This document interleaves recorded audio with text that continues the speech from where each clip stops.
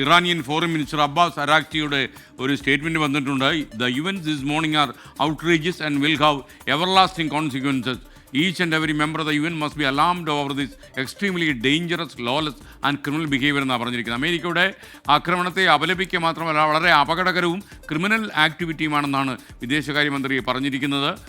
മാത്രവുമല്ല ഇത് ദൂരവ്യാപക പ്രത്യാഘാതങ്ങൾ ഉണ്ടാക്കും, ഐക്യരാഷ്ട്രസഭ ഇതിൽ ഇടപെടണം എന്ന് അദ്ദേഹം ആവശ്യപ്പെട്ടിരിക്കുന്നു. ആ വാർത്തയാണ് ഇപ്പോൾ വരുന്നത്.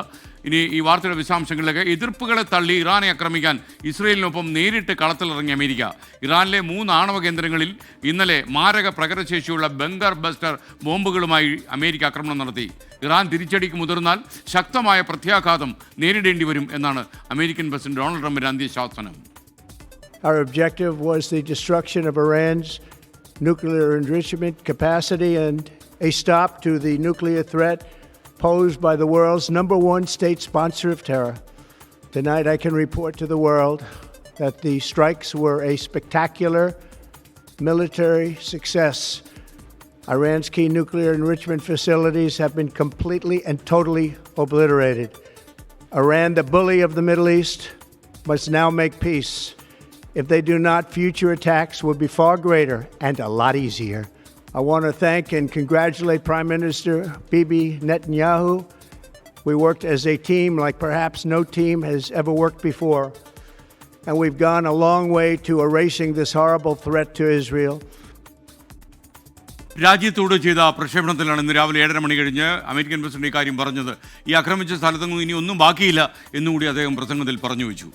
200 അടി താഴ്ചയിൽ ഭൂഗർഭ കേന്ദ്രങ്ങളെ തകർക്കാൻ ശേഷിയുള്ള ആക്രമണമാണ് അമേരിക്ക നടത്തിയത്. എന്നാൽ ആക്രമണത്തിൽ നഷ്ടം സംഭവിച്ചിട്ടില്ലെന്നും ആണവ ചോർച്ചയില്ലെന്നുമാണ് ഇറാൻ്റെ പ്രതികരണം. ആക്രമിച്ചാൽ അമേരിക്ക തിരിച്ചടി നേരിടേണ്ടി വരുമെന്നും ഇറാൻ വ്യക്തമാക്കുന്നു. ഇന്റർനാഷണൽ ന്യൂസ് ഡെസ്കിൽ നിന്ന് പി ജെയിംസ് വീണ്ടും ചേരുന്നു. പി ജെയിംസ്, ഒരുപക്ഷേ ഈ വിദേശകാര്യമന്ത്രിയുടെ പ്രസ്താവനയെ നമ്മൾ ഗൗരവത്തോടെ കാണുകയും വേണം. ഒരു ക്രിമിനൽ ആക്ടിവിറ്റിയാണ് അമേരിക്ക നടത്തിയിരിക്കുന്നതെന്ന് അദ്ദേഹം പറഞ്ഞു വയ്ക്കുന്നു. മാത്രമല്ല ദൂരവ്യാപകമായ പ്രത്യാഘാതങ്ങൾ ക്ഷണിച്ചു വരുത്തും എന്നുകൂടി അദ്ദേഹത്തിൻ്റെ വാക്കുകളിലുണ്ട്. SKN അമേരിക്ക ഇറാന്റെ 3 ആണവ കേന്ദ്രങ്ങൾ ആക്രമിച്ചതിന് പിന്നാലെ ഇപ്പോൾ ഇറാന്റെ ഔദ്യോഗികമായിട്ടുള്ള ആദ്യത്തെ പ്രതികരണമാണ് ഇറാന്റെ വിദേശകാര്യമന്ത്രി അബ്ബാസ് അറഗാച്ചി. അദ്ദേഹം ഇന്നലെ യൂറോപ്യൻ രാജ്യങ്ങളിൽ സ്വിറ്റ്സർലൻഡിലെ ജനീവയിൽ ചർച്ചകളിൽ പങ്കെടുത്ത ശേഷമാണ് തുർക്കിയിലേക്ക് പോയത്. തുർക്കിയിലെ ഇസ്താംബുളിൽ ഓർഗനൈസേഷൻ ഓഫ് ഇസ്ലാമിക് കോർപ്പറേഷൻ്റെ ഉച്ചകോടിയിൽ പങ്കെടുത്ത് ഇന്ന് പത്രസമ്മേളനം നടത്താനിരിക്കുകയായിരുന്നു. അപ്പോഴാണ് ഈ പുലർച്ചെ വലിയ രീതിയിലുള്ള ആക്രമണം അമേരിക്കയുടെ ഭാഗത്തു നിന്നുണ്ടായത്. അദ്ദേഹത്തിൻ്റെ പ്രതികരണം അതിശക്തമായിട്ടുള്ള പ്രതികരണമാണ്. ക്രിമിനൽ കുറ്റകൃത്യമാണ് അമേരിക്ക ചെയ്തിരിക്കുന്നത്, ദൂരവ്യാപകമായിട്ടുള്ള പ്രത്യാഘാതങ്ങൾ ഉണ്ടാവും എന്ന് പറഞ്ഞത് തന്നെ ഇറാൻ തിരിച്ചടിക്കാൻ പോകുന്നു എന്നുള്ളതിൻ്റെ ഔദ്യോഗിക സ്ഥിരീകരണമായിട്ട് കാണണം. കാരണം അവിടെ ആയത്തുള്ള ഖമൈനി കഴിഞ്ഞാൽ ഇപ്പോൾ 2 പേരാണ് പ്രതികരിക്കുന്നത്. ഒന്ന് അവിടുത്തെ പ്രസിഡന്റ് മസൂദ് പെസസ്കിയാൻ, ഇപ്പോൾ വിദേശകാര്യമന്ത്രിയും അവരുടെ പ്രധാന മധ്യസ്ഥനുമായിട്ടുള്ള ആളാണ് അബ്ബാസ് അറഗാച്ചി. അദ്ദേഹം എത്രയോ വർഷങ്ങളായിട്ട് ഈ പ്രശ്നങ്ങളിലൊക്കെ ഇടപെട്ട് ഇറാനെ പ്രതിനിധീകരിച്ച് ചർച്ചകൾക്ക് പോകുന്ന ആളാണ്, ഇപ്പോൾ വിദേശകാര്യമന്ത്രി കൂടിയാണ്. അതുകൊണ്ട് അബ്ബാസ് അറഗാച്ചി പറഞ്ഞിരിക്കുന്നത് വളരെ വ്യക്തമായിട്ടുള്ള ഒരു കാര്യമാണ്. അതുകൊണ്ട് തന്നെയാണ് അവർ പ്രഖ്യാപിച്ചിരിക്കുന്നത് ആദ്യത്തെ ആക്രമണം ബഹ്റിനിലെ അമേരിക്കൻ നാവിക സേനയ്ക്ക് നേരെയായിരിക്കും. ഹോർമൂസ് കടലിടുക്ക് ഞങ്ങൾ അടയ്ക്കും.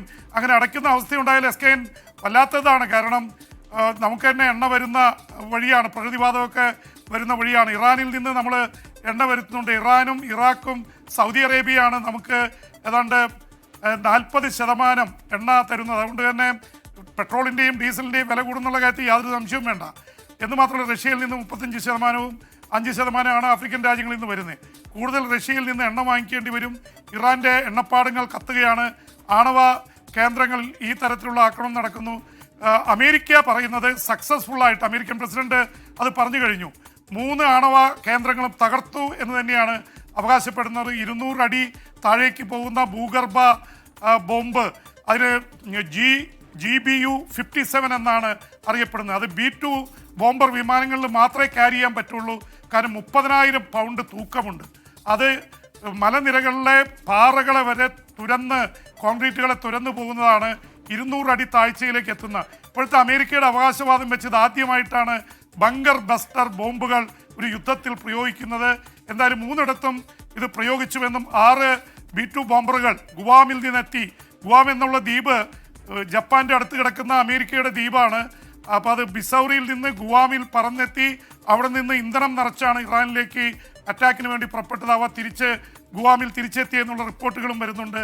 എന്തായാലും B-2 ബോംബർ വിമാനങ്ങളെക്കെതിരെ മിസൈൽ ഡിഫൻസ് സിസ്റ്റം വർക്ക് ചെയ്തെങ്കിലും അവരെ ഒന്നും വീഴ്ത്താൻ കഴിഞ്ഞിട്ടില്ല. കാരണം ഇത് പ്രേത വിമാനങ്ങൾ എന്ന രീതിയിലാണ് B-2 ബോംബറുകൾ അറിയപ്പെടുന്നത്. ആ ബോംബറുകൾ പ്രേത വിമാനങ്ങൾ എന്ന് അറിയപ്പെടുന്നത് ഈ റഡാറിൻ്റെ കയ്യിൽപ്പെടാതെ അല്ലെങ്കിൽ അവരുടെ കണ്ണിൽപ്പെടാതെ അവർക്ക് സഞ്ചരിക്കാൻ സാധിക്കുന്നു എന്നുള്ളത് കൊണ്ട് തന്നെയാണ്. അതുകൊണ്ട് അമേരിക്ക നടത്തിയിരിക്കുന്നത് വലിയ ഒരു സാഹസമാണ് എന്നുള്ള കാര്യത്തിൽ യാതൊരു സംശയവുമില്ല. ഇറാനെ സംബന്ധിച്ചിടത്തോളം നേരിട്ട് യുദ്ധം ചെയ്യാൻ പറ്റിയില്ലെങ്കിൽ അമേരിക്കൻ എംബസികൾക്ക് മേലെ അവരുടെ താവളങ്ങൾക്ക് നേരെ മിഡിൽ ഈസ്റ്റിൽ ആക്രമണങ്ങൾ ഉണ്ടാവും. അത് അമേരിക്ക മുൻകൂട്ടി കാണുന്നുണ്ട്. അതുകൊണ്ട് തന്നെയാണ് കഴിഞ്ഞ ഒരാഴ്ചയ്ക്ക് മുമ്പേ ഇറാനിൽ നിന്ന് സൈനികരല്ലാത്ത ആൾക്കാരെ മുഴുവൻ ഒഴിപ്പിച്ച് കൊണ്ടുപോയി, ഇറാഖിൽ നിന്ന് ഒഴിപ്പിച്ചു കൊണ്ടുപോയി. അപ്പോൾ ഈ തരത്തിൽ യുദ്ധത്തിൻ്റെ മേഖലയായി നമ്മുടെ പശ്ചിമേഷ്യ മാറുകയാണ്. വീണ്ടും അതിശക്തമായ രീതിയിലേക്കുള്ള ഒരു യുദ്ധത്തിനുള്ള സാധ്യത തെളിഞ്ഞിരിക്കുന്നു. നമ്മൾ ഒരുപാട് യുദ്ധങ്ങൾ കണ്ടതാണ് ഇറാനും ഇറാഖും തമ്മിൽ. അതുപോലെ അമേരിക്ക ഇറാഖിൽ നടത്തിയ ആക്രമണം. ഒരു കാര്യം SKN, അമേരിക്ക നടത്തിയ ഇത്തരത്തിലുള്ള ഇടപെടലുകൾ ഒരു ദിവസം കൊണ്ടും ഒരാഴ്ച കൊണ്ടും തീരുമെന്ന് പറഞ്ഞിട്ട് തീരാത്ത ചരിത്രമാണുള്ളത്. SKN ഓർക്കുന്നുണ്ടാവും 2003 ഇറാഖിൽ കയറി ആക്രമിക്കുമ്പോൾ അമേരിക്ക അന്ന് പറഞ്ഞത്, ജോർജ് ബുഷ് പറഞ്ഞത്, ഇത് 1-2 ആഴ്ച കൊണ്ട് തീരുന്ന സംഭവമാണ്.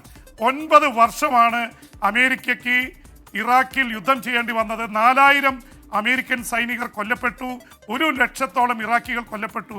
അതിനുശേഷം സദാം ഹുസൈനെ പിടികൂടി വധിച്ചു. ഇന്നിപ്പോൾ ഇറാഖ് അരാജകത്വത്തിൽ കഴിയുകയാണ്.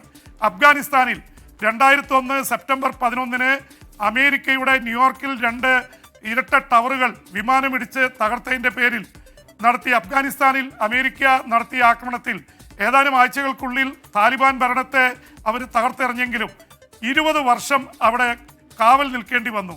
എന്നിട്ടും അതേ താലിബാൻ തന്നെ തിരിച്ചു വന്നു. അമേരിക്ക അവസാനം ജീവനം കൊണ്ട് അവിടുന്ന് ഓടുകയായിരുന്നു. ഒരു കാര്യം കൂടിയുള്ളത്, വിയറ്റ്നാമിൽ 1959 മുതൽ 75 വരെയുള്ള കാലഘട്ടത്തിൽ SKN അന്ന് അമേരിക്ക വിയറ്റ്നാമിൽ നടത്തിയ യുദ്ധം ഫലത്തിൽ തോറ്റുപോയി എന്നുള്ള തരത്തിൽ തന്നെയാണ് വിലയിരുത്തുന്നത്. 73 അമേരിക്കയ്ക്ക് അവിടുന്ന് രക്ഷപ്പെടേണ്ടി വന്നു. അപ്പോൾ ഇങ്ങനെ അമേരിക്ക നടത്തിയ മുൻകാല ലിബിയയിൽ ഗദാഫിയെ അവർ നിഷ്കാസനം ചെയ്തു. ബറാക്ക് ഒബാമ അവസാനം മിയാ കുൾപ്പ എന്ന് പറഞ്ഞു, എൻ്റെ പിഴ. കാരണം ഇന്ന് ലിബിയ എന്നുള്ള രാജ്യം തന്നെ തകർന്നിരിക്കുന്നു. ഒരുപാട് ഇന്ത്യക്കാർ ജോലി ചെയ്തിരുന്ന സ്ഥലമാണ്. ഗദാഫിയെ തകർത്തോടെ രാജ്യ അരാജകത്വത്തിലായി. ഇറാൻ്റെ അവസ്ഥയും ഒരുപക്ഷെ എങ്ങനെയായിരിക്കും. അവിടെ മതഭരണകൂടമാണ്, ആയത്തുള്ള കാബിനിമാരുടെ ഇതിനെതിരെ എതിർപ്പുണ്ടെങ്കിലും ഇറാൻ എന്നൊരു രാജ്യം തകർന്നാൽ അവിടെ വലിയ അരാജകത്വം ഉണ്ടാവും. അമേരിക്ക അതിലേക്കാണ് കാര്യങ്ങൾ എത്തിക്കുന്നത് എന്നുള്ള ആരോപണം വ്യാപകമായി വരുന്നുണ്ട്. SKN.